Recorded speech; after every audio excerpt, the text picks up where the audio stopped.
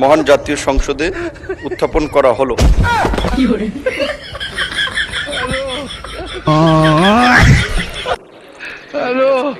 বৈদেশিক প্রবাসী কল্যাণ ও বৈদেশিক কর্মসংস্থান মন্ত্রণালয়ের প্রতিমন্ত্রী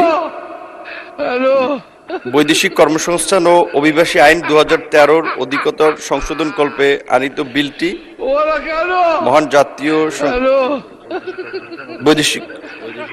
বৈদেশিক কর্মসংস্থান ও অভিবাসী সংশোধন বিল 2026 অবিলম্বে উত্থাপিত আকারে অবিলম্বে বিবেচনা করা হোক।